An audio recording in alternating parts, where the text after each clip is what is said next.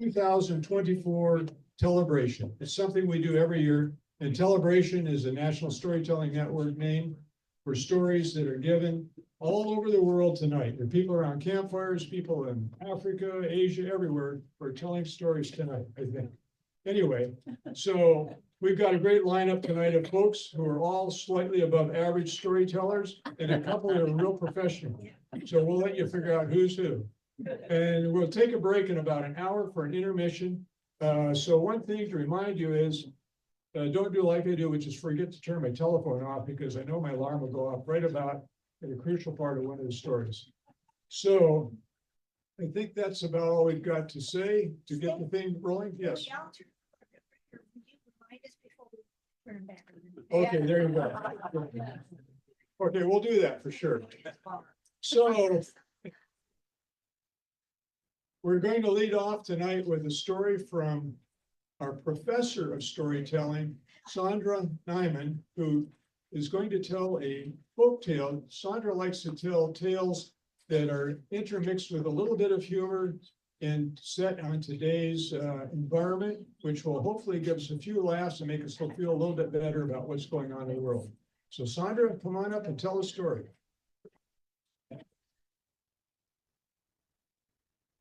Sandra, oh, here she is. Okay. I'm just being bored. Seth, can you adjust the mic for? Get fired. Forget this every time. Here we go.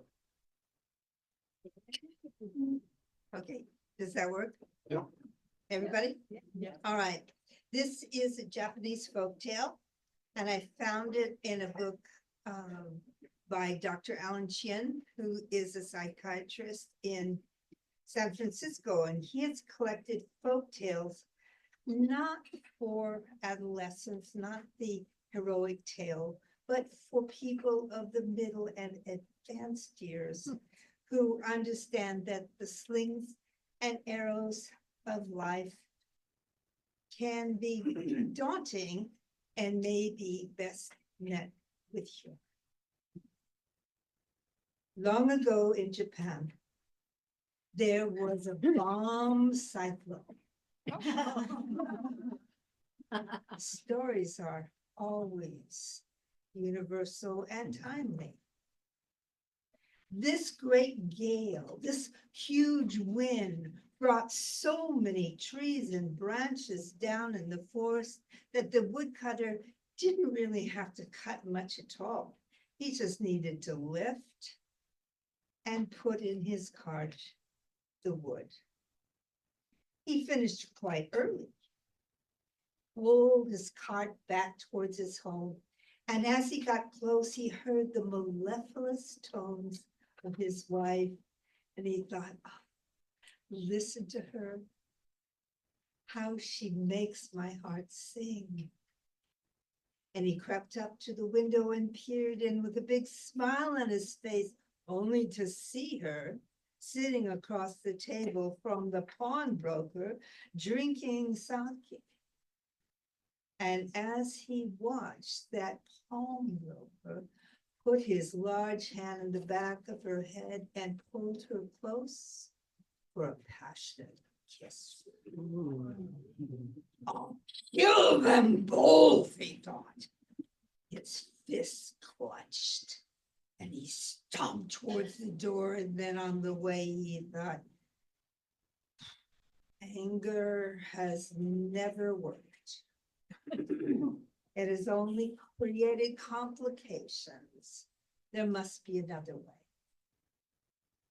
So he went and he sat down on a rock in the garden, staring into space, and then he let his eyes wander, and he saw a small branch on the ground. He lifted it up, and it had a hole all the way through it.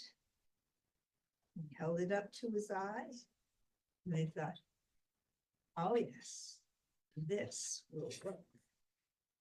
He put it under his cloak, and he made a great deal of noise as he approached the door. Inside, his wife turned and said, hurry, hurry, my husband has come home early.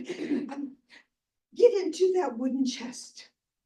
And the pawnbroker climbed into the big wooden chest. and just was closing the lid when the woodcutter entered. "You're home early, husband."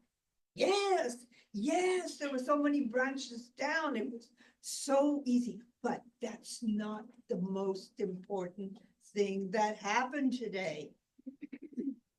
I was just working away when suddenly before me appeared the goddess of the forest.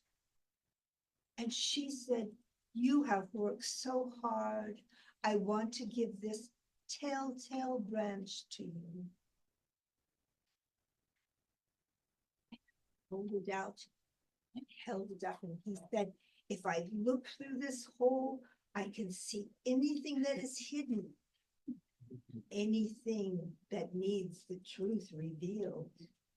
It is a telltale branch. Does it work?"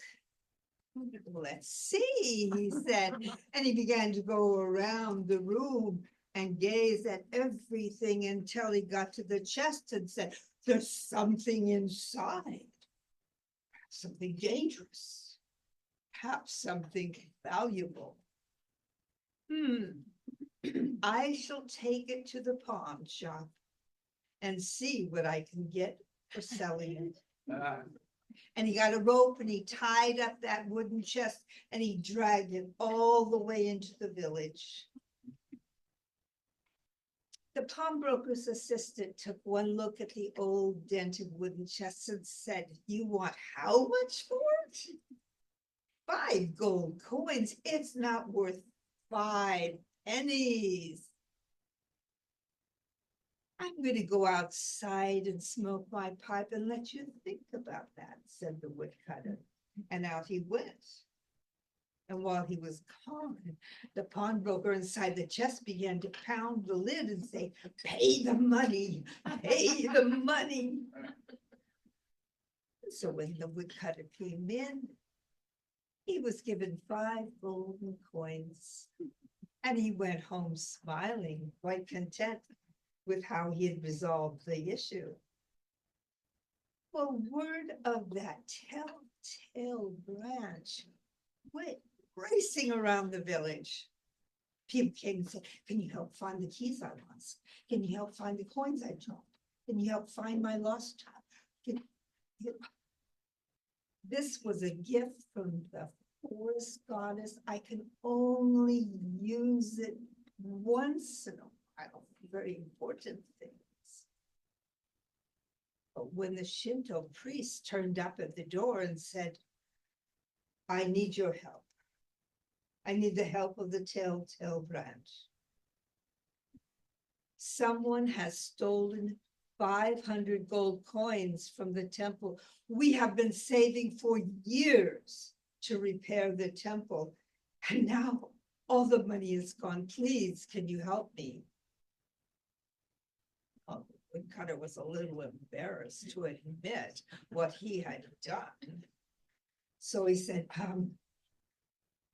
"I'll try." And he followed the priest to the temple.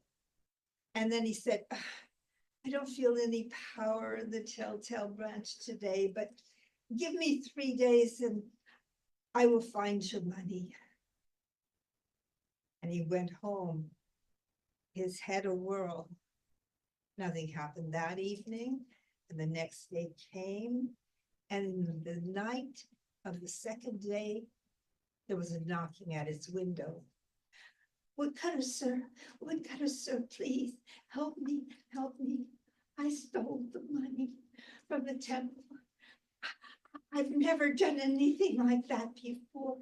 And if my family finds out, they will be so shamed. Please, can you help me?" Of course, I knew it was you who had stolen the money, but I wanted to give you time to repent and to think about it. I will help you. Go, and behind the temple you will find a statue to the goddess of the forest. Bury at her feet the sack with the 500 gold coins. I will. Thank you, thank you. Confidently, he went to the temple and said, I'm prepared to search. And put his eyes through the hole in the branch, and he walked around that, looked at everything in the temple, then everything on the outside of the temple. And at last he came to the garden and said, aha, there, dig there, priest, at the base of the statue.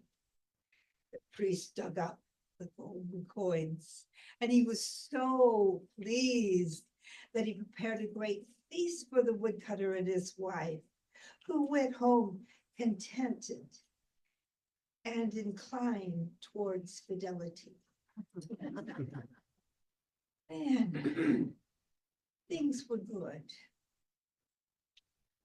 But what happened to that branch with the hole in it, the telltale branch? It leaves our story here. We have no further information about it at all, but I think every once in a while we could look through dead wood and find some truth, perhaps in a story.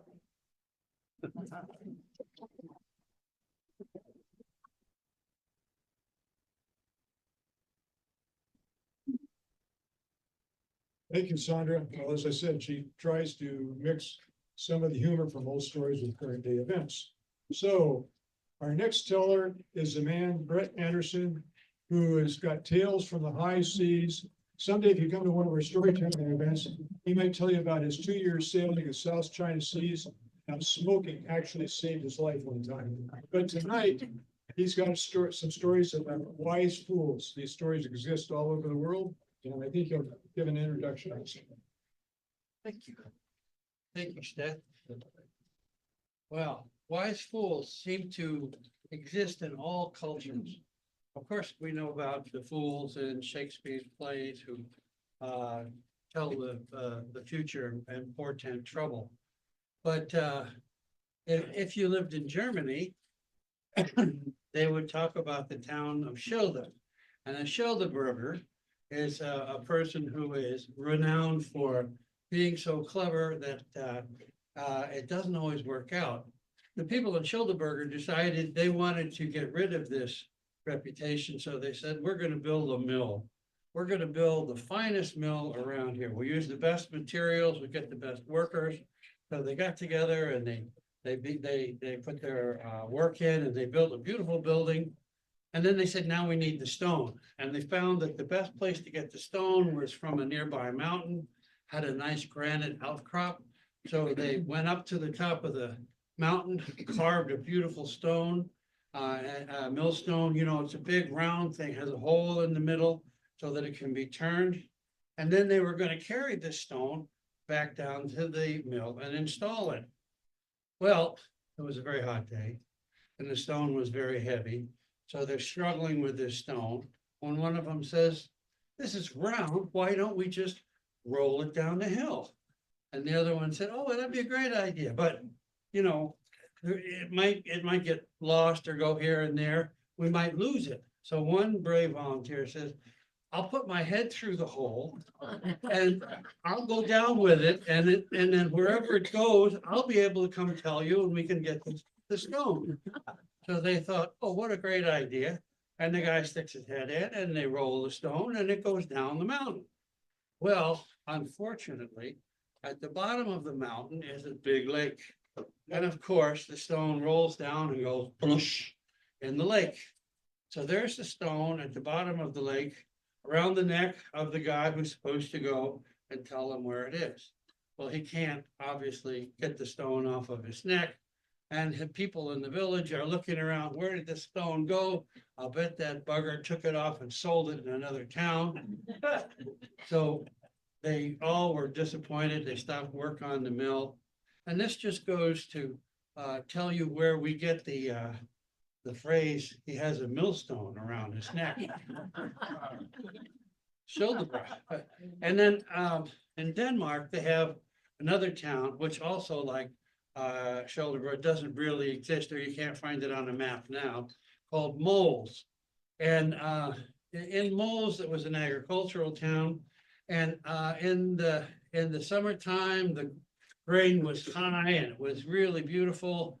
But there was a stork that they saw who liked to go out into the field and catch frogs, because storks eat frogs. And they were afraid that this stork was going to trample down the grain and flatten it. Well, they hired a shepherd to go out and chase the stork away. And as the shepherd's about to go in the field, they look down and they see he has quite large feet. And they thought, well, this isn't very smart. The shepherd's got larger feet than the crane. He's going to trample down more grain than the crane did. So one of the mole, they're called mulebos if you live in Mole, said, I had an idea. And he took the gate from the fence around the field and he picked it up and he got 8 of his friends and they all picked it up and the shepherd stood on top. So they went out in the field so the shepherd could chase the crane away. So to carry on with this, it doesn't always work to the disadvantage of people. I should talk to you about Gotham. Now, you all know that Gotham is another name for New York City. Well, where did that come from? Actually, there is a village named Gotham in England that has a reputation for being a place of fools. And it was Washington Irving, the American author, who applied it to New York City first as being a town filled with fools and incompetents, writing in his time. But the reason that it has this sobriquet is that a long time ago, the villagers there had heard that King John of Robin Hood fame, you know, the evil king, was going to come through Gotham. And if you know how kings travel, when they come to your village, you have to feed them and their whole retinue, and it's a big expense. Well, the people of Gotham thought, we can't afford this, it will bankrupt us. What shall we do? And they hit upon this solution. And this is really true, I'm told, that what they did was they had some people along the road to the town, and they started doing crazy things. So that when the king's foreriders went to the town to sort of make arrangements, they saw people doing things like trying to drown an eel in a pond. And then there was another group that were trying to put a fence around a bush so that they could catch a cuckoo bird. Well, the outriders came back to the king's retinue and they said, we don't want to go there because those people are nuts. And we all know that madness is catching. So the king diverted his travel and went to, what's the town near, what's it called? I have a local expert here. It's in what shire? I don't know which town you're talking about. You don't know where Gotham is? No, Well, it really does exist. It's in Nottinghamshire. nothing about it. It's near Nottinghamshire. We don't want to go there because we don't want to get crazy. So there's a saying that says there are more fools that pass through Gotham than live there. And of course, my favorite place for this kind of situation is a place called Chelm, which really does exist. There is a Chelm, and it's in eastern Poland. And the story about Chelm is, well, I should take you right back to the beginning. We should have the history here. Well, after the Lord created the earth, he needed to populate it with the souls of people. So he gathered different kinds of souls in great sacks. So he had a sack full of artists, and he had a sack full of magician souls, and he had a sack full of politician souls, and he had a sack full of farming souls. So he had these sacks of souls that he needed to distribute around the earth. So he called his angels up, and he would give one sack to one angel and say, okay, now go distribute this evenly all around the world so that we have an even distribution. So he handed out the sacks, one angel to a next, and finally all the sacks were gone except one, the sack of fools. So he looked at that, but unfortunately, excuse me, I have to take a drug here. You get old, you know. So he looks at this and he's got one big sack left. But the angels are all gone. And he looks clear in the back of this gigantic hall. There's a young apprentice angel who hasn't yet earned his wings, just lurking there, having finished bringing up the sacks from the basement. So the Lord calls him over and says, I have a special job for you. You're promoted. Well, of course, the young angel is real happy with that and is glad for the promotion. He's not quite fully grown. He's still a young one. And the Lord says, take this sack of fool and be very careful and please distribute it evenly around the world. So the angel is overjoyed with his chance, grabs the sack and throws it over his shoulder. Of course, the sack is much bigger than he is, and he takes off. And as he's flying, he gets flying over the Carpathian Mountains, and they're very sharp. One peak sticks up, and he catches the bag on that peak, and it tears a hole. So a whole bunch of these foolish souls fall in Poland, in a place called Poland. And they, of course, they get together and they recognize they're all fellow Jews and they were going to form a community there in Chelm. And that's how come we have Chelm. And that's how come the people are that way. And I'll give you an example of their thinking. Their thinking is like this. Bissell was the caretaker of the local synagogue. And every morning on his way to work, he would knock on the shutters of every house to wake people up to do their morning prayers. Well, as time went on, Bissell got older and it was harder for him to make that walk. Well, the people of Helm noticed this and they thought, well, what shall we do? This is getting to be quite a job for Bissell.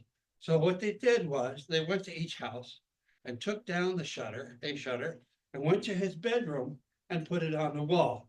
So now Bissell doesn't have to leave his bedroom to knock on all the shutters.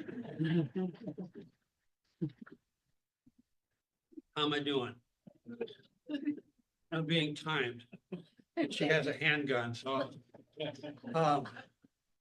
Those are stories of that you have the fools and the wisdom. There's one more story I always like to tell to give it a counterbalance. And this is a story about a person who really did exist called Mullah Nasruddin, also called Hoja, who lived in Turkey in about the 1300s.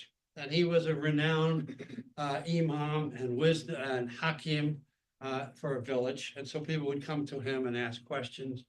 And even today, the Muslim community uses stories of Nasruddin to teach intelligence, compassion, humor, or alternative ways of thinking. So here's a story about Mullah Nasruddin. One day he went out for a walk and he got a little tired. So he sat down beneath a large walnut tree that, you know, had branches, had walnuts up there, it was quite thick, had big, heavy branches. And as he sits down, he looks up and he sees the walnuts up there, they're quite small. And he wonders, big, strong tree to hold up little walnut. And yet over there in the pumpkin patch, you have these huge pumpkins, but a teeny tiny little skinny vine. Why? Allah, can you enlighten me? Why did you do this? It would seem that you would want the pumpkins to grow on this strong tree and the walnuts can grow on this little vine. And at that point, a walnut breaks loose and falls down and hits him in the head. And suddenly, Nasruddin is enlightened. Never again, Allah, will I doubt your judgment. Had that pumpkin been growing in the tree, I would now be dead.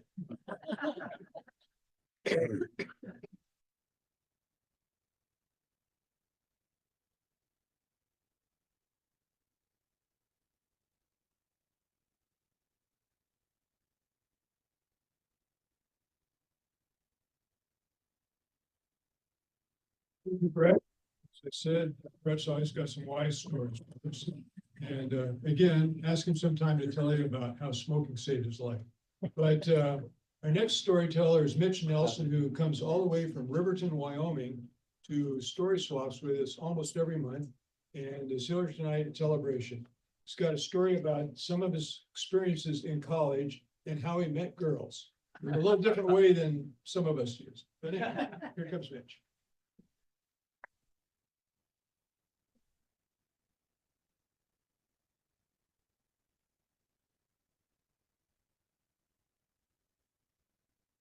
Bring the storytelling skills, so we'll make this work. All right, am I audible? Yep. All right, I'm gonna stop touching it. So. My dad came home from work one day. And drove his pickup down the little driveway into the trailer park and into the driveway towards our house. And as soon as he got there, he was surrounded by all of the children in the trailer park. Like almost all of them were there. They were really excited. They were like, guess what? Guess what? And he was nervous about that question. Because the next thing they said was, guess what Mitch did? And he's like, oh no, what has Mitch done now? And this time it was really exciting though. It turns out all of those kids had lined the trailer park road for me, while my friend Corey helped me finish learning how to ride a bike. Now I had been getting some good balance and I was scooting along, but I just didn't want to put that second foot up and start pedaling. And I didn't know why I needed to do that because I was going really fast when I was just pushing it along and my foot was safely near the ground. But he finally convinced me, after a couple of wrecks, and I said, I'm done. I don't want to wreck anymore. He goes, oh, you're gonna wreck tons of times. Don't even worry about it. And that was not the encouragement I thought I needed. But you know what he did tell me is he reminded me that my brother, who was 5 years younger than me, had been riding for 3 years already. Okay, all right, I got to do this. I got to catch up to my little brother. So I figured out how to ride. That was good. And it was good for a lot of reasons, though, that I didn't even know. I finally got to have my own bike. Now, that bike was feisty. That bike loved to get into trouble. We would go all over the place. My best friend and I were like 3 miles apart. And so this was about 6th grade. So over the next 6 years before I graduated from high school, my friend and I probably biked a good 1,000 or more miles, just roaming around the neighborhood, trying to get to libraries, trying to get to schools, trying to get away from my little brothers. It was a lot of fun. And then it was time, after you graduate from high school, it's time to go to college. So off I went to college. Well, the bike that I was riding around was a kid's bike. I take a kid's bike to college. I'm all grown up now. And so my dad and I went to the bike shop and the nice man helped us look around. And, I had learned a few things from the bike that I had, like pedaling backwards was really great. I never had enough grip, of course, to use handbrakes very well. And so a bike that pedaled backwards to stop, a coaster brake was one thing.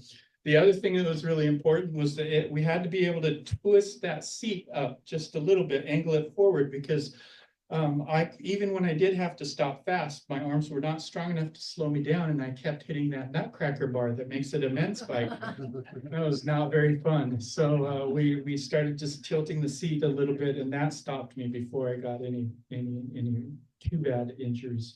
Now, what he found for us was a 3-speed Schwinn. It was just a classic, beautiful bike. The handlebars swept back and they were really close to where I could reach them.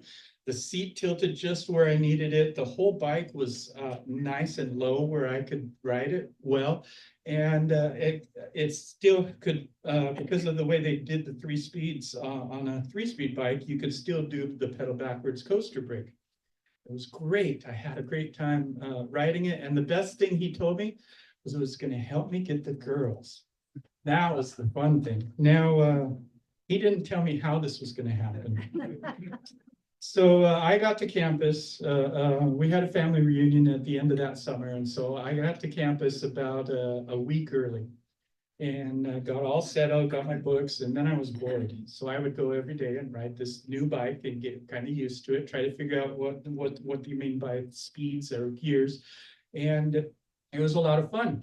The bike and I had a great time. And he loved flying down onto campus, and I kept saying, "No, you're not supposed to pedal. You're not supposed to ride on campus." And he said, "Oh, it's fine. Nobody's here yet." And one time he said that, and it turned out there was somebody there. It was a girl who had showed up, and she had just got all of her textbooks for the entire semester, and she was carrying them from out the door across this little sidewalk. And there was a tree right there on the corner, and I was coming the other way. And the bike said, "Let's go meet this girl," and knocked with the handles, knocked all of the books out of her hand. Now, getting hit with that many books knocked the handlebars sideways, and I started rolling over the bike. And yeah, that wasn't going too well. I thought, it's my fault. And so in the middle of the air, I thought, maybe I better take an extra roll, like a sympathy roll. And it worked. It worked when I stood up, and she was already there. "Oh my gosh, I'm so sorry. I'm so sorry." And I said, "No, I think it was my fault."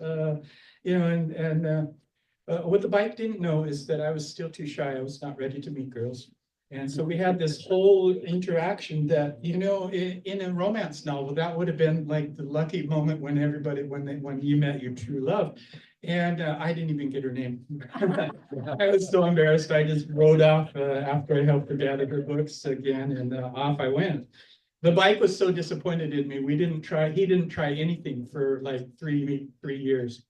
Now, by then I was living with my aunt about 3 miles off campus. And so I had a nice long bike ride every day in the fall. And this one really beautiful fall day, it was cold in the morning, so I had worn my coat. And then in the afternoon when I was headed back home, it was too hot. And so my coat was in my backpack. And I was coming down this road, and it was really a cool, easy ride.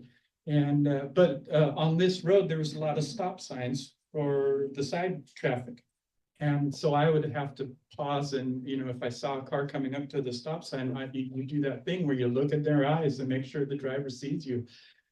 And I swore I did this. A college girl came up with her car to the corner, and I swear she smiled, and I thought, okay, that means I can go through. And it turns out she did not see me. And my bike and her car got together on that day and decided that we needed to meet. So about halfway through, the car just kind of took off right in front of me, and I had nothing to do but try to start going. And then I realized, physics-wise, she had taken off so fast, I might actually be able to just swerve a little bit and like barely miss her at the back of her car. And then her car saw my bike and told the girl that I was there, and the girl slammed on the brakes.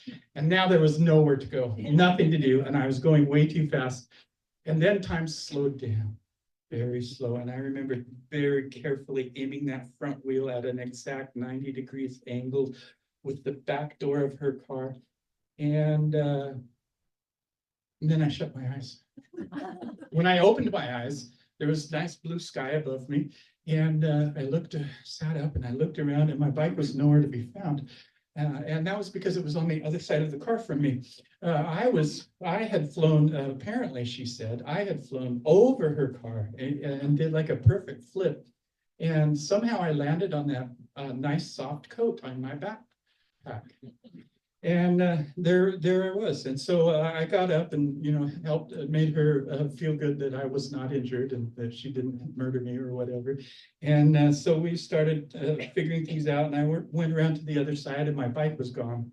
I mean, my bike was ruined.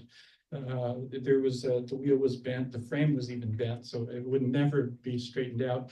And that was that. So she threw it in the trunk and drove me to my house, and then she used my phone right there and then to call her insurance company. And this time I paid attention, And found out from talking to the insurance company that her name was Mary. And it was really great, but she did all her stuff and gave me her phone number, and I never called her. But I got that money from the insurance company. And it was getting late in the season, and it was starting to get really cold. And I thought, you know what, I'm gonna switch things up. And so I used that money and a little bit of student loan money to get my very first car. Oh, you know those wheels that, like the first bike I got, the first car, oh, freedom. I'd been going to church with my aunt and uncle with a bunch of old people. It was terrible. Just like, yeah, well, I'm not gonna go very much deeper into that in this room. But there was about 3 miles away, way too far for me to go on my own, especially without a bike. But there was a college church, and I could go with the kids my age. So when I got the car, it didn't know how long it was going to take, but it took like 2 or 3 months for that car to talk me into going to that church. But there I did. I finally made it. That first day that I got there, I got there early, and I sat on the back bench, and everything was going really well. Because I was talking to no one, and I was just sitting there being shy as I was. And all of a sudden somebody called out my name. Hey, Mitch, what are you doing here? And I turned, and it was the nicest looking girl. And I thought, oh my goodness, I'd been to this college for 3 years now. And I was trying to figure out what class was at work. Where did I know her from? She's looking familiar, and she's really friendly and nice. And it turned out I couldn't figure it out. I couldn't even remember her name. And now, finally, I had to do that thing where you're like, I'm so sorry, I don't remember who you are. What was your name again? And she goes, oh, my name's Mary. I was like, okay, Mary. It's like, where do I know you from? I can't place you. And she goes, I'm the one who hit you with my car. Thanks for making me say it in front of all of my friends. Well, I got really embarrassed and looked down, and I was like, and I looked up, she was smiling and laughing, and all of her friends were laughing as well, and we got to tell the story. And my poor little bike was not there to see it, but he finally got me to meet a girl.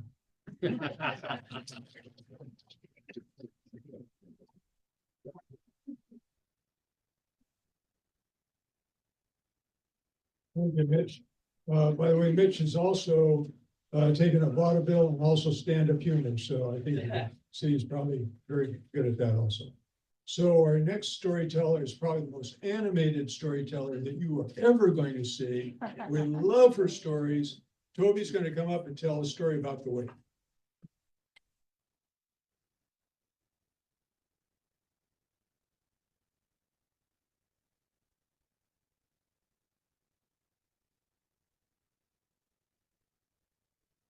Thanks, Dad. The Wave, a braided story. Mukashi, long ago in Japan, there was a seaside village by a beautiful blue bay. And behind this village was a windy road, and on either side were vast paddy fields, now golden brown in color because it was time for the harvest. And the villagers were already busy cutting away at the rice stalks and putting them into piles on the side of the paddy fields. Further up the hill was a temple, and by the temple, a big brass bell that would ring out for prayer and ring out for warning. And finally, on top of this hill was a wooden house belonging to the village headman, Oji-san, which means grandfather, well-respected person that the villagers would go up the hill to seek him for advice and sometimes for money, for he believed in helping those who were less fortunate. Living with Oji-san was his grandson, Hara. Now today was a very special day. It was harvest festival celebration going on in the village. And Oji-san was putting on his kimono when suddenly he felt the earth shake, tremor. so violently that his pot, yeah, fell and broke. And as fast as his tremor started, it stopped. Ah, it's an earthquake. So common in this area. Toby, did you feel that? Did you feel that tremor? Oh, it stopped. Oh, it must have been an earthquake. That was my husband, Brett. And it was December of 2004, and we were on the island of Phuket, Thailand, on a vacation. It was a family vacation. My mom was there, my sister's family were there. Now, mom and my sister's family, they decided they wanted to stay on top of the hill at this beautiful posh jungle hotel. They wanted to be by the monkeys and the exotic birds. Brett, myself, being former Peace Corps volunteers, we didn't need any of that foo-foo stuff. So we decided to stay at Lucky Gardens Hotel. All we needed was a shower and a fan. My brother John, he decided he wanted to stay with us too. Jin-san went out to look at the beautiful bay, but I'm not getting something strange is happening. The wave is so far out. I can still see it, but hey, the sand, there's so much beach land. The fish are jumping up. I've never seen anything like this before. What is happening? That afternoon, Brett and I decided we were going to go on a family kayaking trip. We wanted to see the beautiful limestone cliffs and caves called cones. And we just thought it was a great family adventure. Now, my brother John decided, nah, I'm going to the beach. I'm going to get some rays. So Brett and I get on the motorcycle and we meander through the back alleys of the big hotels. We go up the hill and finally to the jungle resort where we meet our guide, Usa. We all get into the white van and he drives us to this very small fishing village located on the east side of the island of Phuket. Now, Usa gets out of the van and he's looking out at the bay. He goes, we're not going to see kayaking today. The tide is too far out. My sister, she was so disappointed. Can't we wait until the tide comes in? I don't want to go on a jungle hike. Well, while they were discussing this, I wanted to explore. So I walk out and go to the dock. And I walk to the farthest end of this dock. And I thought, this is kind of strange. I see the waves are really way out. The fishing boats are stuck in the mud. And these kids, the village kids, they're having a grand time. They're picking all kinds of sea creatures and putting them into plastic bags. This is really strange. Ji-san then is looking still out in the bay. Huh? Wait a minute. Those waves, why they're starting to come in towards the village at a very fast rate. I remember my grandfather telling me the story of this great wave. Tsunami is happening, but he had no time to go and ring that bell for warning. So quickly he called his grandson. Quickly come, hey, go get a torch and light it for me. Hey, Oji-san, and off the grandson, he came back with this lighted torch. Oji-san took it and he started to the stalks of rice on fire.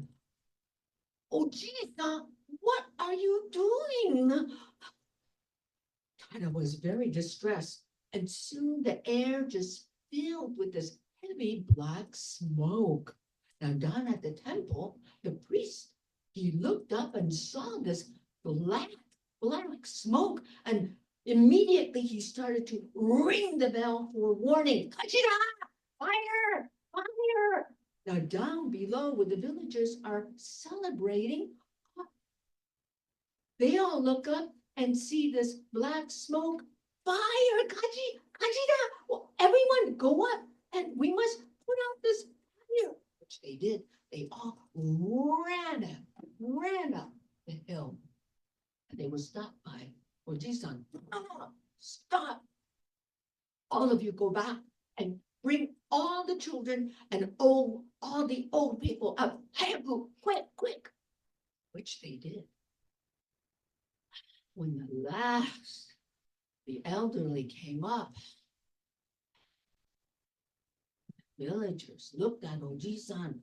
What are you thinking, Oji-san?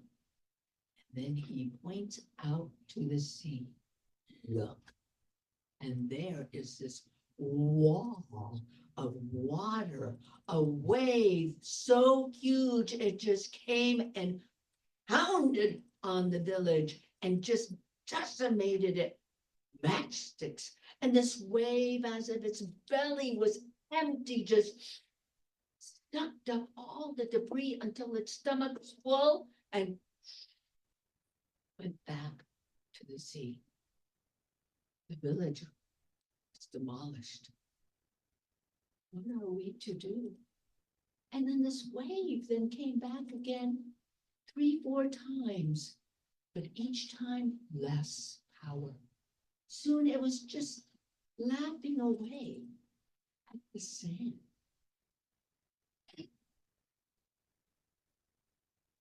I'm at the edge of the dock and I see, gosh, it's wave. It's really coming towards the fishing village. What is happening here? And it was coming so quickly that, it just pushed these fishing boats that were stuck in the mud up like corks. And then the children that were picking up the sea creatures that were crying and screaming and running off over the sand.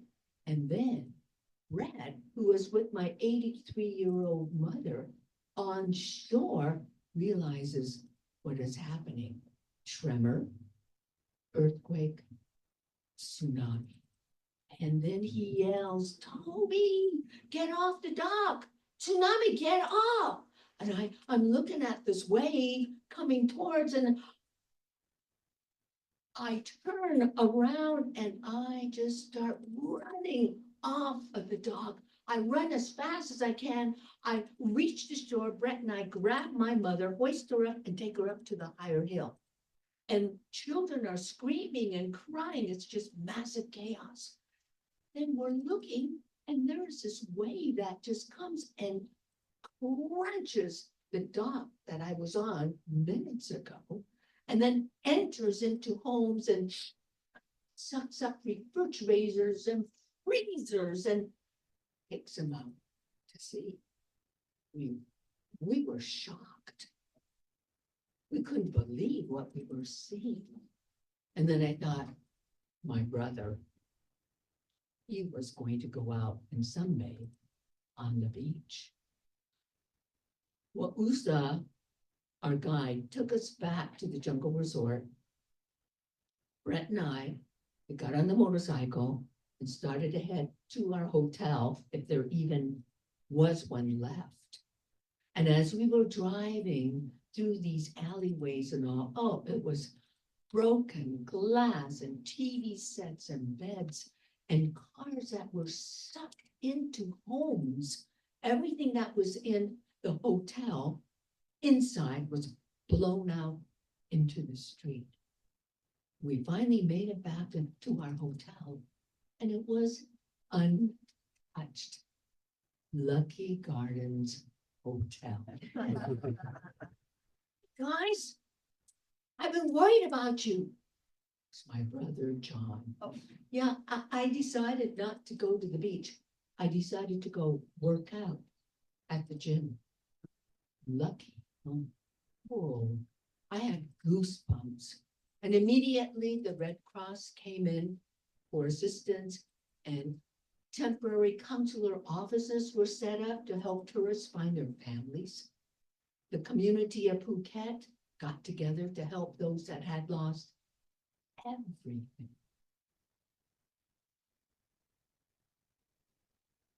Oh, Jisun looked at the villagers. Oh, they had lost everything. Come with me. There is room in my house. There's space in the temple for you to stay. And the villagers followed Oji-san, already thinking about how they were going to rebuild their homes. But they also realized Oji-san saved their lives. From that day on, of course, he was a well-respected member of that village. If Oji-san, grandfather, and my mother were to have a conversation, perhaps it would be, Lillian-san, Oja, please have some tea with me. My village is safe. Oji-san, 仕方がないですよね. The waves of the tsunami cannot be helped. My family is safe.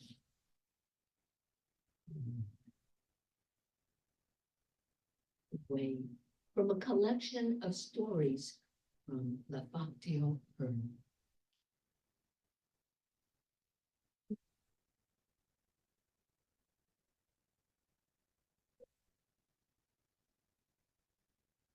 Toby? So like I said, I've never seen more animated right? So very good. So right now, we're just about at a point, folks, where we're gonna take a stretch break for about 10 minutes. And before you go, I'd just like to say, we've got these little yellow tickets here with a number on it. And 5 of you are going to be pretty lucky tonight because we're going to award some winners at the end of the break. Tonight, we've got like a real commercial here. We've got a nice wine set with a book from our friends over in Walla Walla, I believe. Oh, Maggie. Meg, oh, I'm sorry, this is Maggie. I'm sorry, Maggie gave this. Thank you, Maggie. Where are you? Thank you. Thanks, Maggie. And,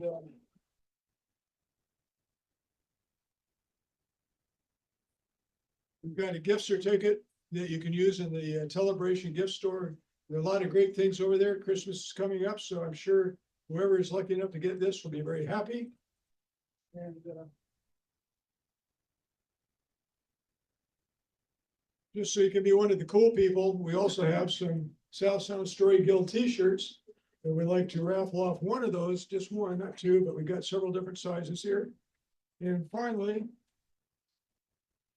we've got what's called a Discover Pass, which will get you into any of the state parks, Department of Natural Resources, for Fish and Wildlife Land in Washington for 1 year for absolutely free. So that's a pretty good gift. So that's the commercial things. If you don't have your yellow stub yet and you'd like to make a donation over there at Lynn's table, she'll give you another one and you'll have a chance to win one of these prizes. Thank you all for coming and supporting us tonight, and we will be starting again in about 10 minutes. It's great to have an event like this because it forces you to practice. It's sort of like when I was a kid and there's a recital coming up, then you knew you'd better get to work on that piano, So anyway, thank you very much. So we said we're going to have a little drawing, didn't we? So you all got a little yellow ticket. Thank you for you folks who donated. So I'm going to read off a few numbers, and the first one gets their pick when you leave this evening, not right now, because we can have a big rush. You got to get on the stories. But we're going to finish a little bit early tonight anyway. So the first number, who's got number 49? Linda, the numbers go up to 49? Yeah. You said no? Okay, usually we have about 70 people, so I can see we're going to run into a real problem here. So I'm going to pick some numbers. How about 11? Anybody got 11? Somebody has 11. Bob's got 11. Okay, you're a winner, Bob. Okay. May, what day of the month is your birthday? March. What day? First, has anybody got number one? Okay, you're number two for your pick.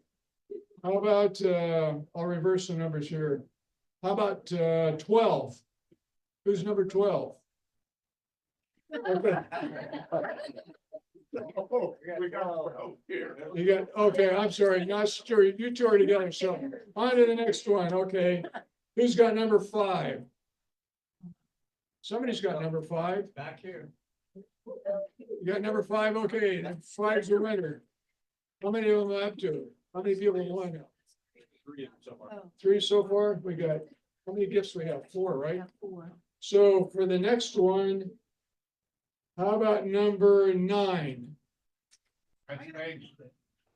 That's Maggie, okay, Maggie can't win. How about, Maggie? Oh, you got number 6, we talked about that a little bit earlier, Randy, so shame on you.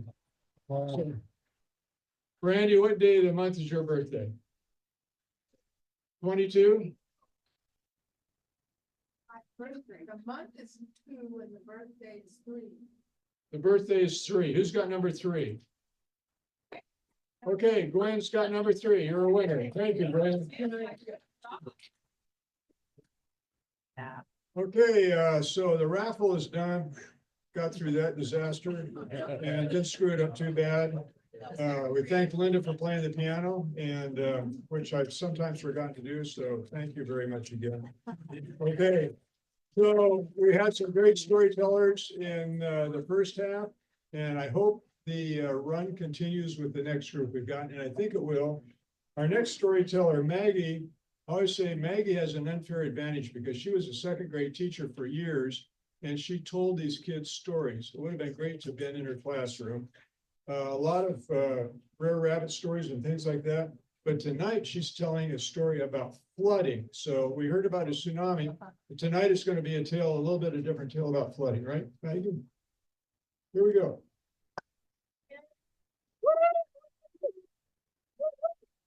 Okay, thank you.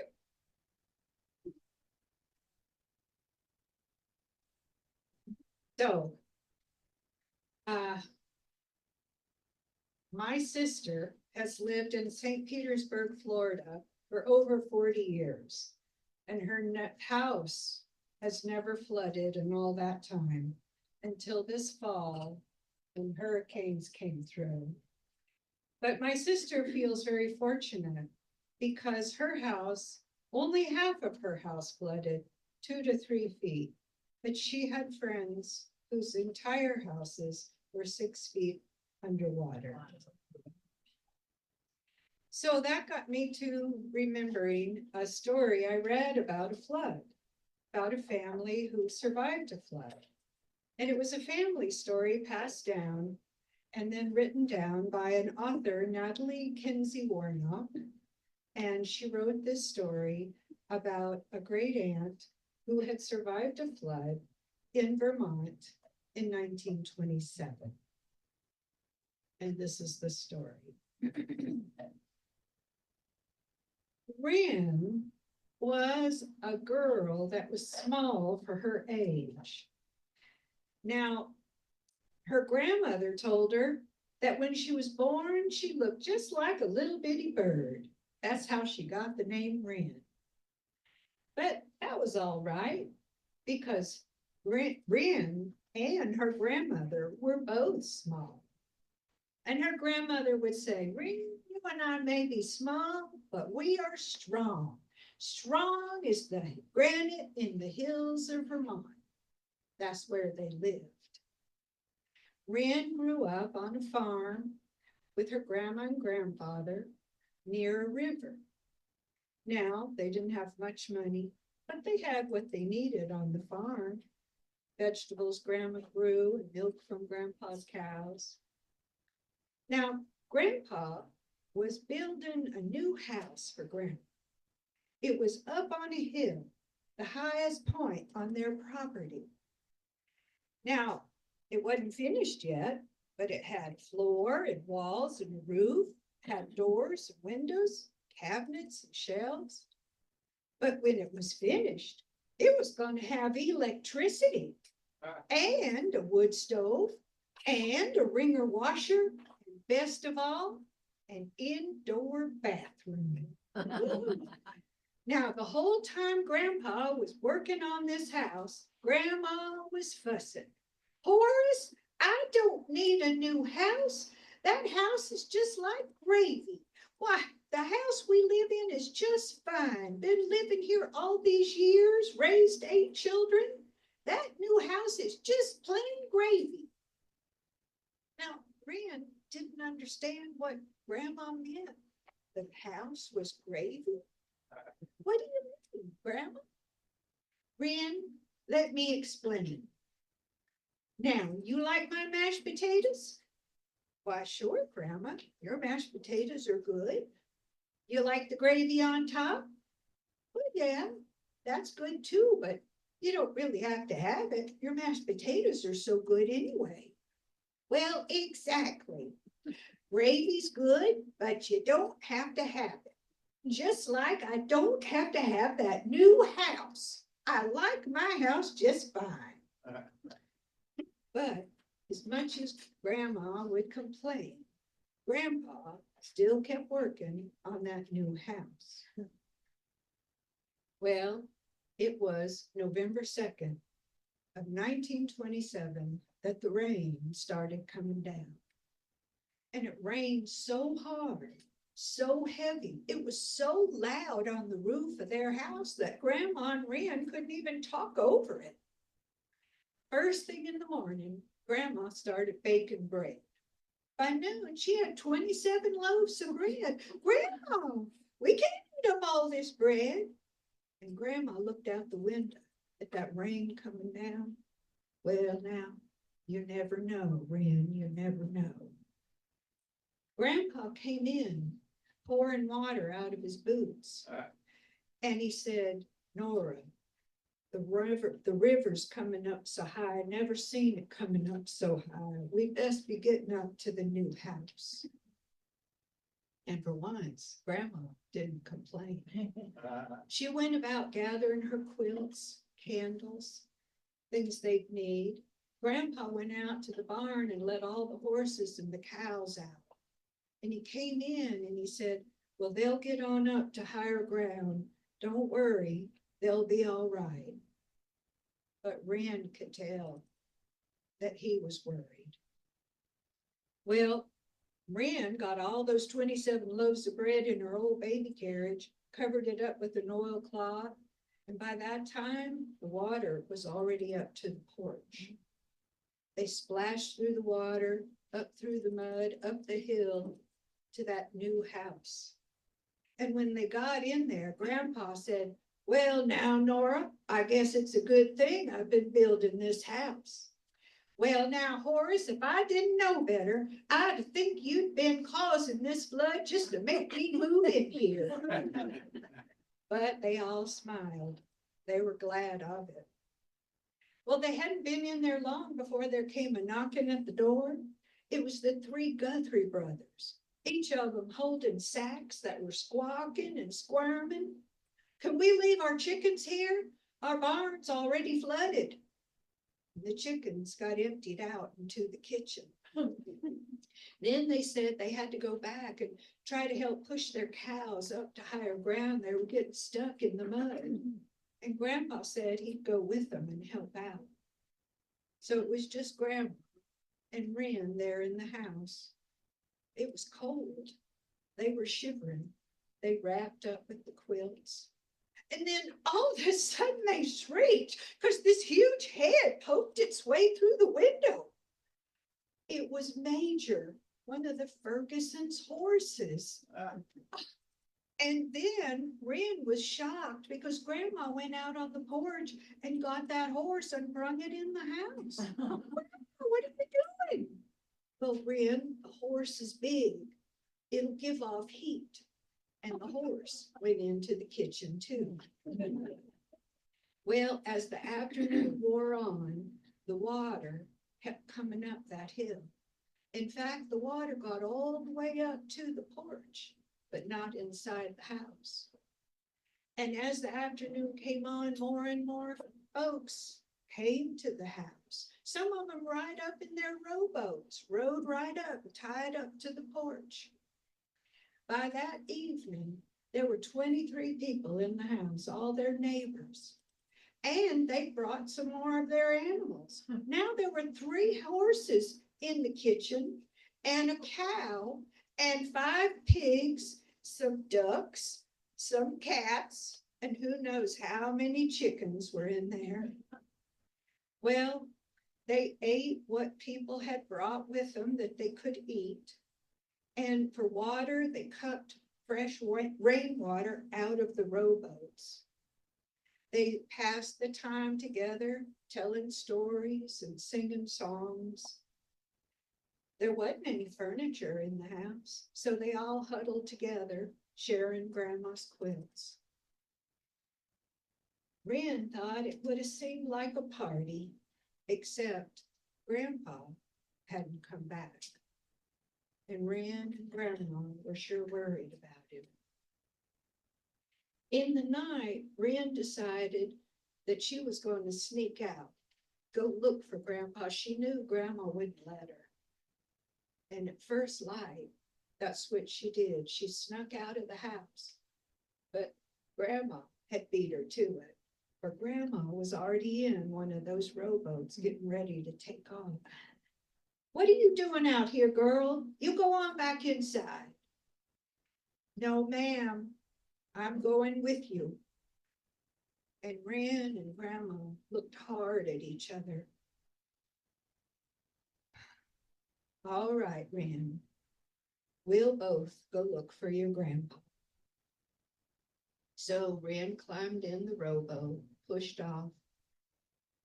They had to be careful where they rowed. The water was swirling, strong currents. There was all kinds of things rolling around in the water, dead animals, bits and pieces of broken houses and furniture, uprooted trees. The rain was still pouring down, and Wren had to stop and bail water out of the boat. They kept going. Nothing looked the same. Instead of fields and pastures and fences, it was all one big swirling sea of water. They rode around a bend, and then Wren saw something up ahead. She couldn't figure out what it was. And as they kept going, Grandma said, "Wren, are my old eyes playing tricks on me, or is that a cow up there in the tree?" And that's what it was. As they got closer, they could hear it. It was stuck in the crook of the branches of a tree. A cow up there in the tree. It was mooing piteously. And then as they got closer, they could hear a man hollering, "Wren, I believe we found your grandpa." And Grandpa was up in the branches of the tree. When they got there, Wren held on to the tree real tight, and Grandpa climbed down and got in the boat. "Horace, thank goodness you're all right. Thank goodness we found you." "Nora, I thought I was a goner. The water just picked me up and carried me off. Thank goodness this cow came floating by. I grabbed a hold of its tail. It's what kept me afloat. And then we got stuck in this tree, spent the night up here in the tree."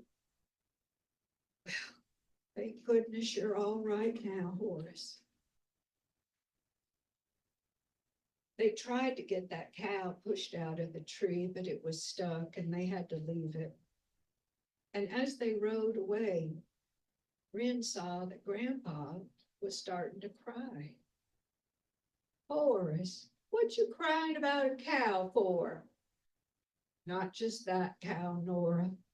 All of our cows, all of our horses, they're all gone, all drowned.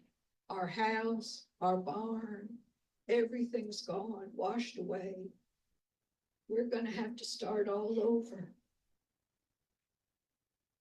"We can do that, Horace. We can do that." Well, they rode back to that house that was now on an island in the middle of the seawater. And when they got there, all the other families were so glad to see him, clapping Grandpa on the back. They were worried about him. When Grandpa saw all those people in the house and all the animals, he said, "No, I thought I was building you a house. I didn't know I was building us an ark." Everybody laughed. Nora's ark, Nora's ark. They laughed and laughed. But that house had saved them all. It took 3 days for the water to go down, enough for the folks to go back to their farms and see what was left. And when they left and took all their animals out with them, Grandpa looked down at the wood floor and saw the hoof prints in the floor. He said, "Nora, I don't know if I'm ever going to be able to sand out all these hoof prints." And in fact, Grandpa never did get around to it. And Wren left him in there too. For Wren lived in that very house her grandpa built for the next 40-some years of her life. And she always left the hoof prints in there because she said it reminded her of that flood of 27 and reminded her of what was important in this life: family and friends and neighbors helping neighbors. Because everything else Wren learned from her grandma. Everything else is just plain gravy.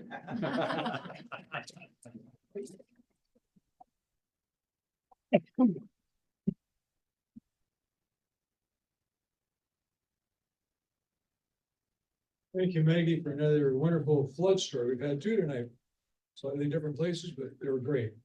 So coming up, John is going to tell us a story. I think you've read his bio on the blue sheets there. And John grew up in Alaska, and he's been working on writing memoirs for about the last 6 years. So I think you'll enjoy the story John has to tell. Come on, John. Little John.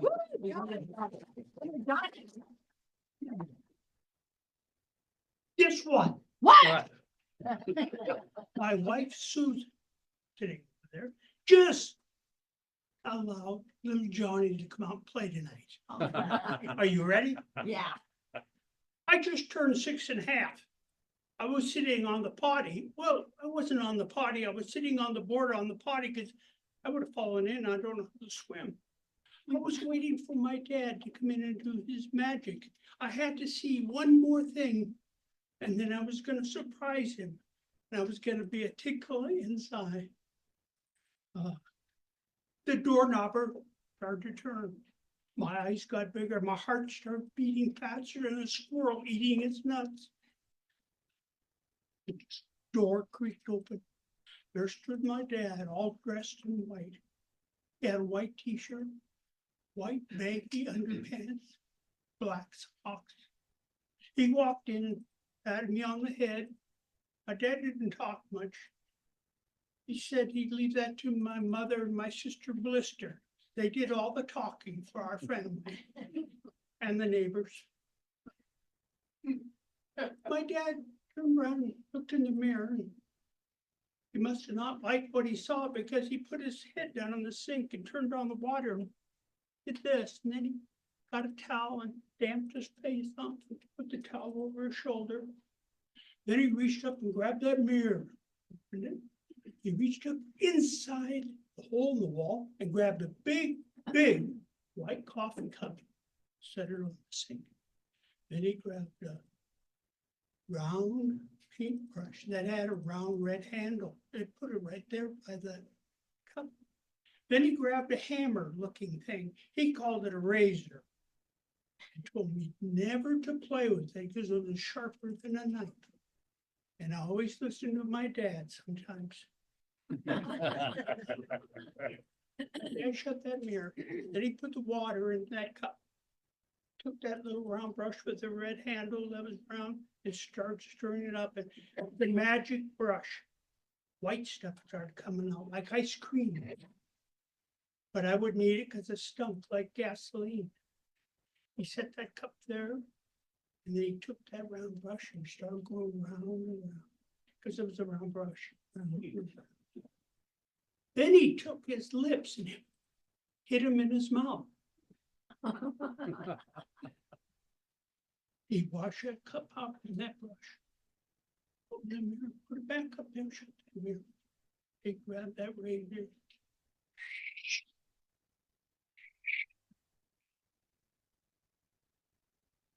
Now, this is what I had to see. This is what I'd been missing. I climbed up on that potty, held on to the dresser. I leaned over. My dad put his lip out farther than his nose. He had a clown face. Then he took that razor 3 times. My dad was something. He washed that razor off, he put it up there, shut the mirror. He washed his face, grabbed the towel, hung the towel back up, looked in the mirror, smiled. But he had a problem. He had 2 holes in his head and they were bleeding, one here and one here. But my dad was brave. Didn't bother him a bit. He opened that back up, grabbed that little tiny jar that had a white stick in it. He went like this. Back up, shut down. Then he reached around me and grabbed some potty paper. I always thought potty paper was for going potty. But my dad could use potty paper for whatever he liked, as he's my dad. He took a little piece off, he put it here to hide that blood, and that blood, but it didn't hide anything. Now, I said my dad was smart, but my mom was smarter because I've never seen any potty paper on her face. Dad turned around, patted me on the head and walked out. Days went by. One morning I heard my dad talking downstairs, so I knew it was Sunday, and on Sundays, he didn't go to the meat market and cut up cows. I ran downstairs. He was sitting at the big yellow wooden kitchen table because he was in the kitchen working on our toaster. It's about this big, and when the toast would shoot up to the ceiling and fall on the floor, my mother would get mad, so she told my dad to fix it. Now, my dad was standing there and he had a camp. Well, I saw him, and that thing was just going up and down like this. Now, he had just lit it because his ass was only about this long, so I knew he had just lit it. I always watch that. We're gonna see your mother. So I ran into the living room. There was my mother on the ironing board, ironing his hankies. She was always ironing his hankies. Hi, Mom. Hi, son. Hey, why don't you hurry up, get dressed, and go out and play with Wayne and Carla? Okay, Mom, but I have to go in the bathroom first. Okay, I'll make you some oatmeal. No, Mom, I'm gonna have a chocolate chip cookie and milk. No, you're not. You can have cornflakes and milk. Okay, Mom. Off I went. Now I had to go through their bedroom, so I opened the door, closed the door, went into the bathroom, but I dragged a chair in with me. I put it in front of that mirror. I climbed up and looked in that mirror. I smiled. That smile really went to the guy that was sitting on the toilet, but that guy was me standing up there smiling. Oh, good. Opened that mirror, got on my tippy toes, got that cup down, and it was heavy. There. I got that round paintbrush with a round red handle there. Now I was real careful with this razor hammer. I put it there. Put that water in there, start stirring it up. The cup there. And I put this. I was a little messy. And I couldn't see, so I grabbed that towel and cleaned my eyes. But I was all right. I grabbed that razor.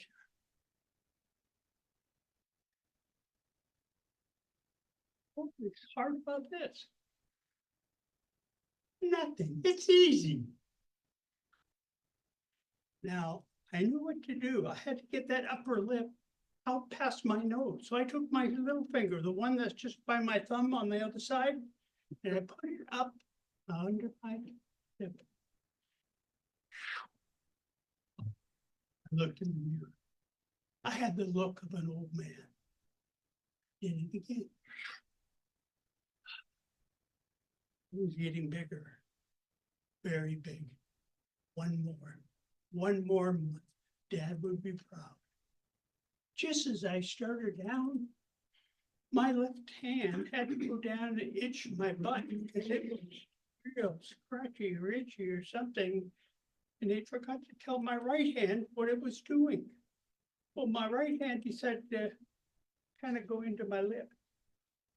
Now, have you ever had a bumblebee sting you in the brain? It hurts. I tried to pet a bumblebee when I was a little kid, and it stung and my brain hurt. And that's how it felt. That sting was so bad. I looked in the mirror and there was blood just pouring down. Now, I'm pretty brave, but I remember what my dad did. I opened up that mirror. I grabbed that glass bottle. I took that white stick out and put it right here. I don't know what came first, the running, the screaming, the yelling, or the mama. They all came at the same time. Whether I opened that door or went through it, I don't know that either. When I was in the living room, mama, mama, mama, she climbed off the ironing board. Bert, get in here. Your son's bleeding to death. Oh, no. Now, my dad's not very fast. He's real slow. I could hear him clomping in. He gets in front of me, kneels down, puts his hand on my shoulder. Did you try saving, son? Use my dead pencil. Huh? Did you use that little white stick I use when I bleed? Oh, so he picks me up, carries me into the kitchen, turns on the water, shoves my head under there. Felt so good. I could see that blood just circling and going down the drain. The sting was going away. The blood was going away. I was running out slowly. He set me back in the chair, wrapped the towel and said, here, it was real hard here, I'll be right back. I don't know where my dad was going. I think he was going to get more blood. He could have been going to get another camel because his ass was sticking up that far. Pretty soon he comes back. Takes that towel, puts a Band-Aid over there and said, son, can we go another 10 years before we try this? Oh, okay, you go show your mom. Band-Aid. So I went in the living room and there was my mom walking around the ironing board. She was saying something about she couldn't believe her baby would do something like this. I was very confused because I didn't know we had a new baby in the house. I went to my bedroom and sat on the bed and thought how brave my dad was. He never cried. He didn't show any emotion when he bled or when I bled on him.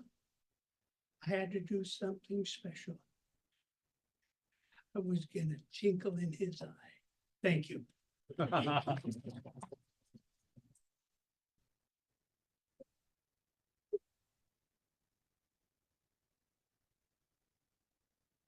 Growing up in the upper Satsop River Valley. And I've been to that river, the Satsop River. It is so beautiful. And there is Stet Palmer growing up in this region, becoming a collector of stories, collecting stories of the people, the folks that he grew up with in that area. And I wonder, now, how did he collect these stories? I mean, was he listening to these old timers at the campfire sites? Because I've heard some of these stories that tells, and I'm not quite sure if it's true, like the shark that lives in the river kind of thing. You know, I go, what? No. Or maybe he reads the obituary and he gets all the spices to put in his stories. Please welcome Stet Palmer, master storyteller from the Pacific Northwest.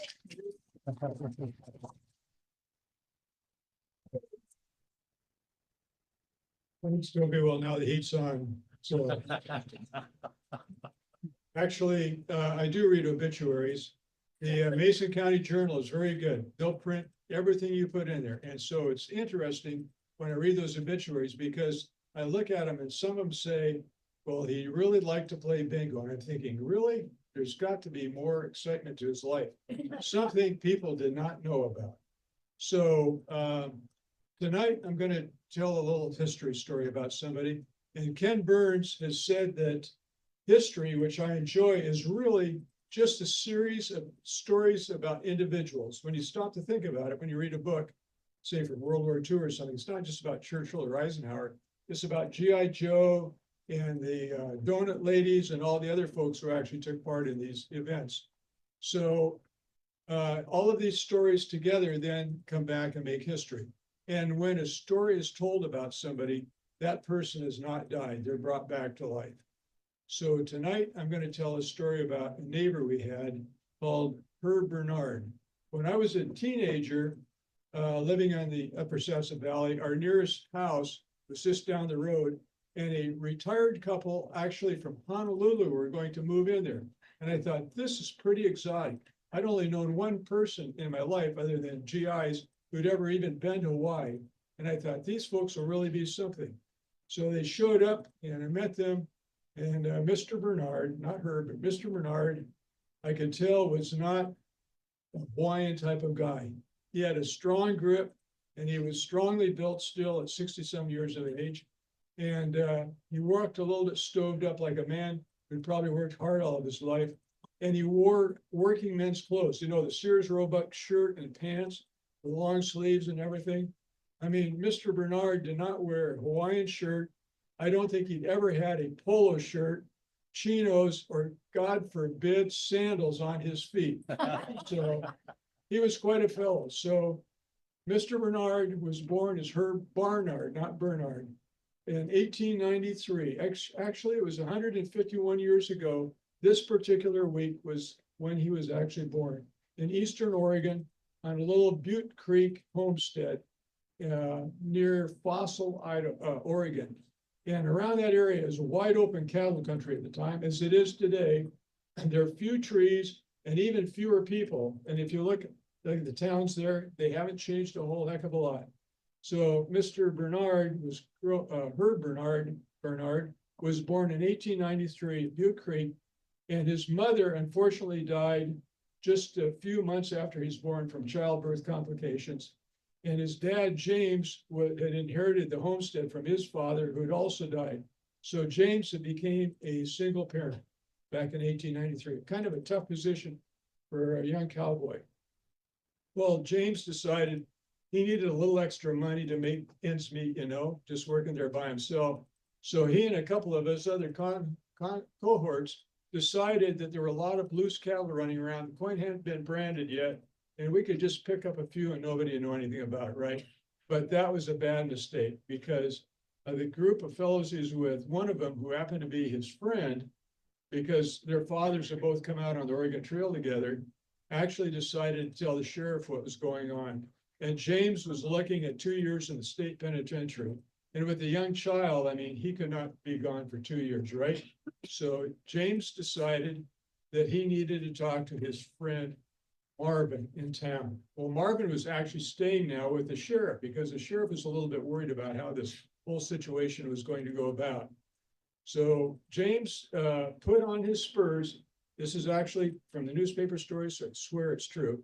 He put on his spurs, strapped on a pair of 44s, got onto his horse, and trotted on into town to talk to Marvin. Or Melvin, Marvin. Anyway, so Marvin was staying with the sheriff, so he goes into the house, says hello to the lady folks, asks Marvin to step out in the street with him, where he's going to convince him that he needs to not turn state's evidence on him. Well, it didn't go very well. Marvin goes, well, I'm not changing what I'm saying, and there's nothing you can do about it, which was a bad thing to say to a guy with 244s. So he turned and started to run, another bad mistake. So one shot dropped him, and James, not to be somewhat careless about the job, pumped 3 more bullets into him. Well, this was a bad thing. He murdered a man. Well, in this little town of Fossil with not very many people, all of a sudden the gunshots go off, and I can imagine what this committee's like. Everybody's running around saying, "Did you hear the shots? You hear the shots? What's going on? What's going on? Do you know what's going on?" So the story started going back and forth. Somebody said, "Bernard just shot somebody." So suddenly there's a lot of activity. The sheriff's trying to gather people up. So everybody that can grab a Winchester, a shotgun or something, gets on their horse. The sheriff picks two guys with the fastest horses and sets them off chasing James. Of course, James had a good horse too, so behind him, and here comes this whole posse, everybody's slapping the horses on, they're gonna hunt this man down. And there's even somebody in a little buggy following them, not to be let out of the whole posse. So they never could quite catch up with James, two fastest horses, finally fagged out, and James kept going on. He went to the homestead on Butte Creek, picked up little Herbie, who was about 10 months old, and took him over to his sister's homestead and said, Elizabeth, she became known as Ma Brown after that. Elizabeth, I'm giving you little Herbie. Dropped him off, swapped horses for one at the corral, and took off for the high woods. Well, he managed to hang out for a few days, but he realized he wasn't going to leave the country or anything like some of the fellows did. He was going to hang around. So he went back to his sister's house, to Ma Brown's. He wanted to see little Herbie again. And he told her, he said, keep little Herbie in the house. Do not come out of the house. And he went outside with his 44, and little Herbie became an orphan. So Herb started life as an orphan. Well, his name was Herb Barnard. Well, that name sort of had a bad ring to it after that. So just a little pen and ink change, which you could do back then down at the county courthouse, his name became Herb Bernard. And that's what he was known by the rest of his life. Well, Ma Brown raised him, pampered him a lot, and made sure that she even sent him to a little military school when he was about 10 years old, trying to bring him up right. Well, Herb was kind of a precocious kid, a little bit naughty too. So as a young adult, when he was now working again as a cowboy, a few things happened with him. And as you listen to the story, you'll hear how Herb actually had the 9 lives of a cat. He didn't use them all up, but he came close to it. The first one occurred when he was in a bar fight with another big fellow, pretty strong. And the other fellow had him around the neck in one of those George Floyd neck holds, you know, and Herb was starting to pass out. But the fellow made the mistake when he had him around the neck. Herb's head was real close to this guy's face. And Herb, being a real resourceful fellow, used what weapons he had. Well, the man he was fighting lost an ear, and Herb won the fight. So that was his first escape from death. The second one was when he and a buddy drove their car into the John Day River. Now, I don't know who was drinking or who was driving, but Herb made it out alive and the other fellow didn't. Herb then went to work for the railroad, was involved in a big fire working for the railroad. His arm was badly burned, early 1900s, no antibiotics, and they actually managed to save his life, and they grafted skin from his butt to his arm. So Herb never would show any of his arm, so I think I know why. But so that was what happened to him then. And after that, let's see, what happened? Well, World War I came along. And if you're a young man of 22 or 23 years old, you went off to fight the war. Well, this is also when the Spanish flu, as they knew it, was going through all the army encampments, killing hundreds of young men. Somehow he escaped the flu, made it actually to France, but he was in the Army Sanitary Corps. Now, these were the fellows that dug the latrines and did things like that, you know, they weren't marching around with rifles or having a great time. They were digging latrines. Herb did not like that. So he wound up eventually, like Ernest Hemingway, driving an ambulance, which you would consider to be a little better deal. But really, when you think about it, Herb was out there facing, people were screaming, dying, terribly wounded in the muck and the mud and blood and guts and everything else. And the ambulance in front of him was blown away, but he survived that war and eventually came back home. Well, Herb had left a rather rugged life at this point. And the one thing that really was something that turned his life around is it's turned around the lives of many of you fellows, was he met Grace, who was living up on the Upper Clockham Pass near Wenatchee. And she was a wonderful woman who didn't keep him under her thumb, but tried to keep him always on the straight and narrow. And they had a beautiful daughter, Joanne, who became one of our personal friends. And is actually the one that researched his life story after he was dead, told us all of his secrets, or most of his secrets anyway. So Herb was, and Grace, you know, during the Depression, it was pretty hard to find any work and you had to survive. So they actually became migrant workers, you might say. They would drive to Yakima, camp next to their car, and go out and pick hops with the Indians from the reservation, just to make some type of a living. Well, Franklin Roosevelt's New Deal came through, and Herb lucked out and got a job working on the Grand Coulee Dam. And then after that, he was able to then go work on the Hoover Dam, now called the Boulder Dam, I believe, down by Las Vegas. And he was apparently a pretty good worker, but he was on a scaffolding, and when it broke, he fell 45 feet to the ground, but like the cat, landed on his hands and feet. Sounds good, doesn't it? But he wound up in a body cast for about 6 months, thinking about what he'd just done. After that, I think Mr. Kaiser was probably the contractor on that job. They hired him to go over to Pearl Harbor to work in the shipyard, and Herb became an excellent rigger. Those are the fellows that run the cranes and determine what types of cables to use and things like that. And he did that job for many years. His daughter Joanne told me she was about 8 years old on December 7th, 1941, when the Japanese attacked, and from their house, they could see the attack taking place. Their dad was on the docks, and he spent the next 2 weeks there working to try to recover ships and equipment and save people. So that was his next brush with death. So after that, things went pretty smoothly. He was a loyal man, and he brought Ma Brown over to live with him for the last 12 years of her life. So he's a pretty good guy. But when I met him, I was a young teenager, and he moved up to be our neighbor. And like I said, I could tell he was a working man, and he was very good to me, even though a lot of people thought he was kind of a rough type of fellow. But I remember he was teaching me to play pinochle one time, and some of the onlookers were going, "Hey, you need to play this, or you need to play faster." And he just told them, "Just leave the boy alone." You know, that's the type of a guy he was. I think he also took pity on me. I was in 4-H, and I needed a garden space. Where we lived, we just had a rocky field in the woods. So Mr. Bernard had this huge garden space, and he actually gave half of it me to use as a 4-H project. Well, I never had to worry about the thing being watered, because if I forgot to water it, he watered it for me. I'd be planting things, and Herb would be over there planting sweet corn and pole beans and all these nice vegetables. And I was over there planting carrots and turnips and rutabagas. And Herb would look at me and go, "Stet, why are you planting that goddamn pig food for, you know?"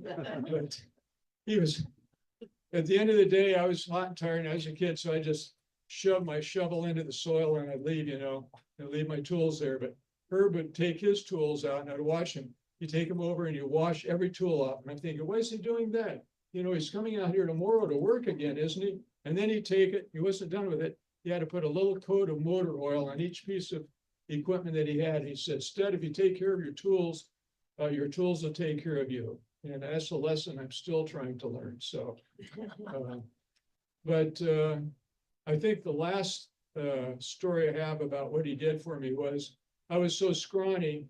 One of the big things you really wanted to do in the summertime was work on the haying crews for the neighbors, you know. Now, half of them didn't pay you, but you know, that was the place to be.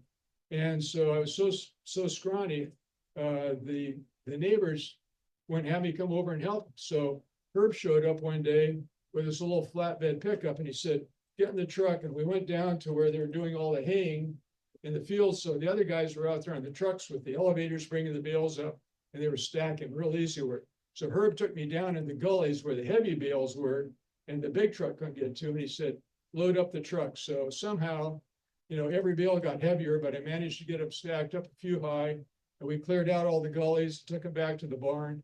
And I think Herb had a few words with the boss. So after that, I got a job up in the high barn. So that was really good. So Mr. Bernard was very good to me. I think I last saw him when I was home on military leave. And he'd always been, before, sitting at the table in the corner of the house where he could look out the window at the county road to see who was driving by and kind of speculate on what they were doing.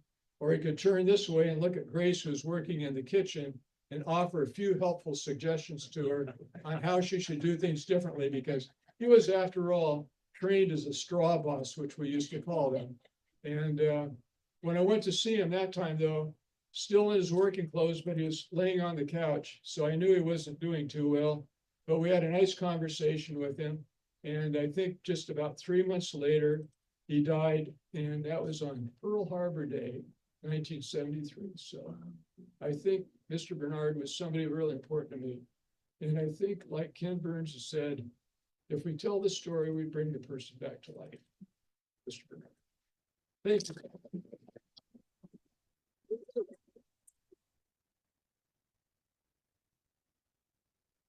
So I forgot, I'm the last storyteller tonight. So let me look at this because I always forget things. So I'm going to use the notes.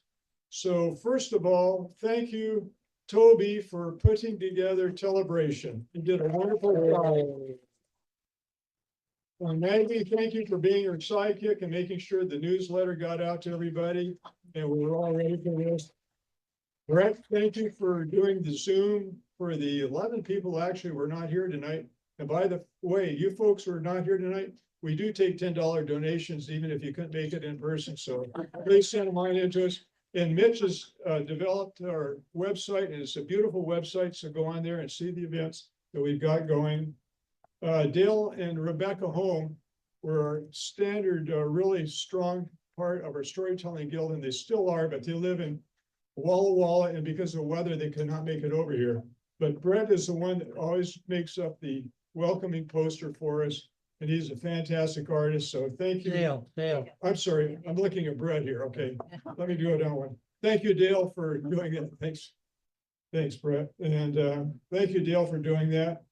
Linda, once again, thank you for playing the piano, and most of all, we'd like to thank you, listeners, because without listeners, there's nobody we can tell stories to us except ourselves, and we get kind of bored doing that. So thank you, all of you listeners. And if you like listening to stories or you want to tell a story, everybody has a story to tell. And we meet the second Wednesday of nearly every month over at the Harbor House down on Percival Landing, 6 o'clock. We start, we run from 6 until about 8. And then after that, we go across the street, eat pizza and drink beer. So we really would welcome you. Please come and see us. I think that's about it. Toby, do you have anything to add? No, that's it. Thank you, Okay, Scott. that's it. Thanks, Scott. Give out the prizes. Oh, and the prizes. Oh, the prizes.